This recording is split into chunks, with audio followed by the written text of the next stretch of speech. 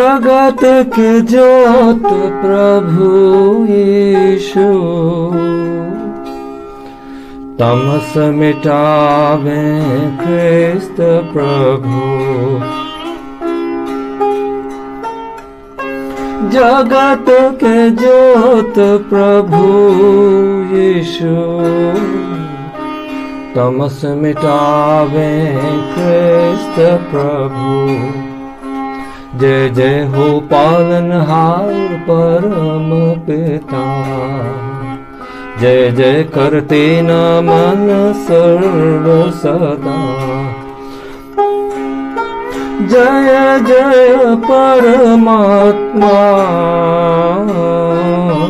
पिता पुत्र आत्मा। जय जय परमात्मा, पिता पुत्र आत्मा। देखिए, ऐसी बात है कि मुक्ति के बारे में बहुत से लोग बात करते हैं। मुक्ति मुझे तो मिल गई है।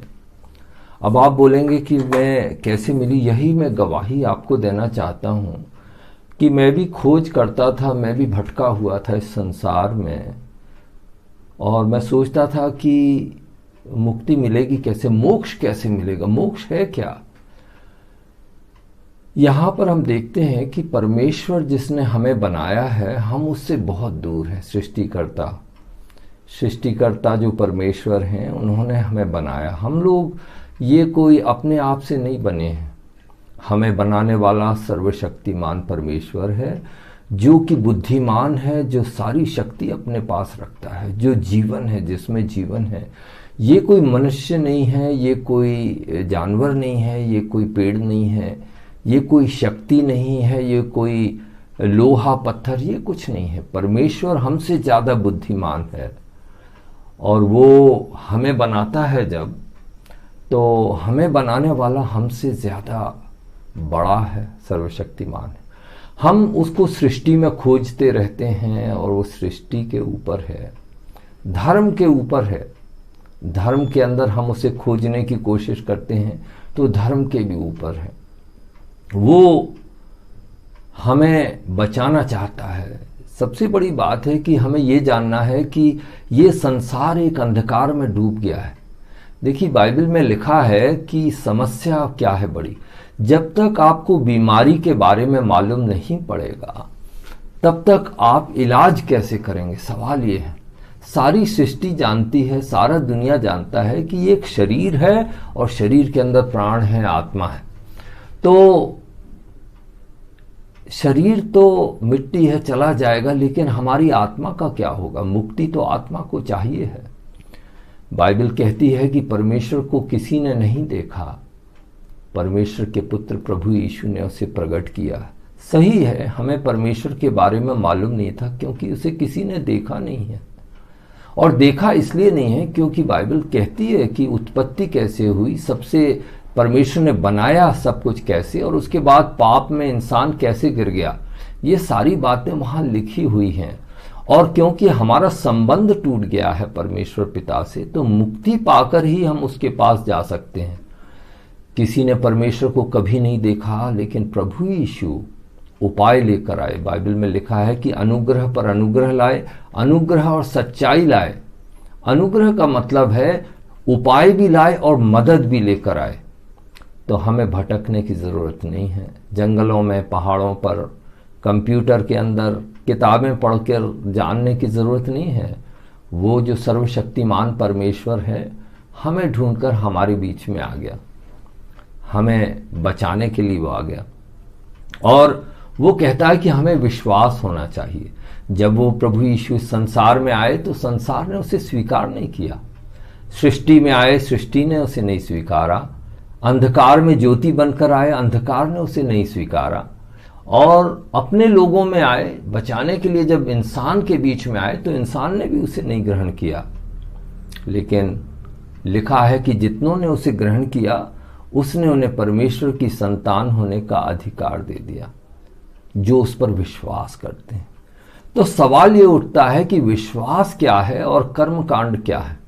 धर्म के कर्मकांड होते हैं कि तुम इतना पैसा दो, पुण्य करो तो तुम्हें मुक्ति मिल जाएगी, तुम गरीबों को खाना खिलाओ या तुम तीर्थ यात्रा करो, चाहे वो कोई धर्म हो, चाहे वो मसीही धर्म हो, ईसाई धर्म हो, चाहे कोई भी दुनिया के धर्म हो, वहाँ यदि कर्मकांड बोला जाता है कि तुम दान पुण्य तीर्थ यात्रा करो, तो उसका कोई फायदा नहीं है। परमेश्वर आपके सिक्कों से क्या करेगा, आपके सोना चांदी से क्या करेगा जिसने सारी सृष्टि बनाई है। वो चाहता है कि आपका जीवन नया हो जाए। आपकी जो पाप करने की इच्छा है, जो पाप में जो बीमार आप पड़े हैं, उसकी क्षमा मिल जाए। कोई आपके पाप को उठा ले, कोई आपको बचा ले, कोई आपकी मदद करे। प्रभु यीशु ने यही किया। वो परमेश्वर के पुत्र बनकर हमारे बीच में आए, तो हमने उसे देखा कि वो परमेश्वर के स्वरूप थे। उन्होंने आके हमें बताया कि पाप कर्म में ही नहीं होता है, पाप का बीज है विचार में, मन में, सोच में और हमारे उद्देश्यों में रहता है।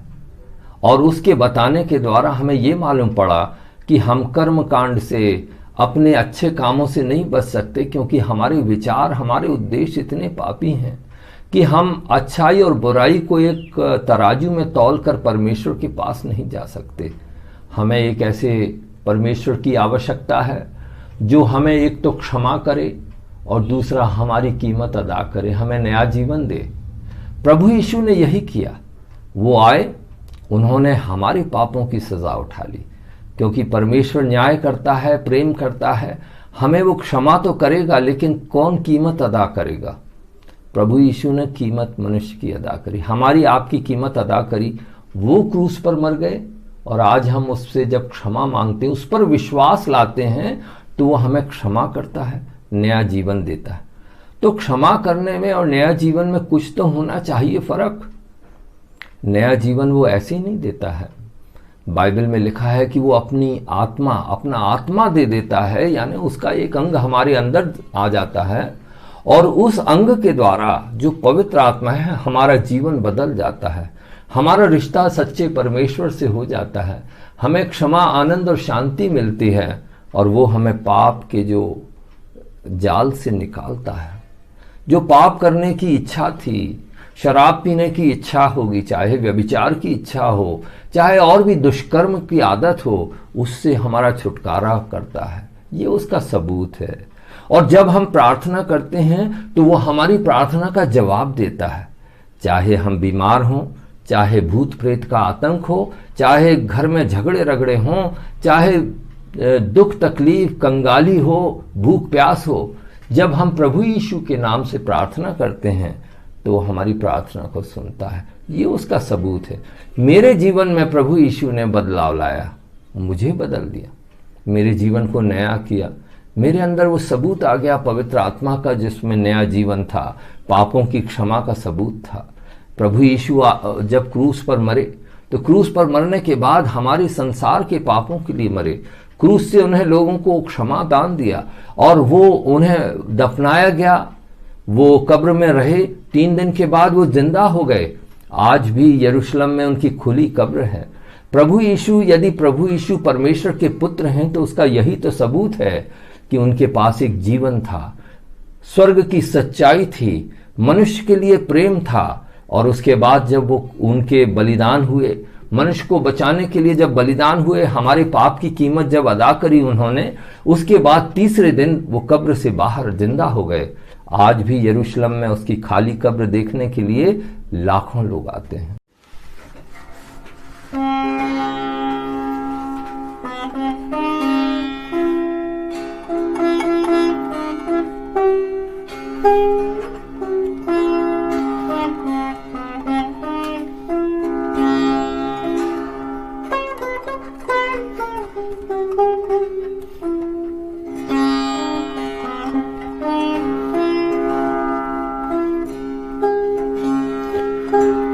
जगत की ज्योत प्रभु यीशु,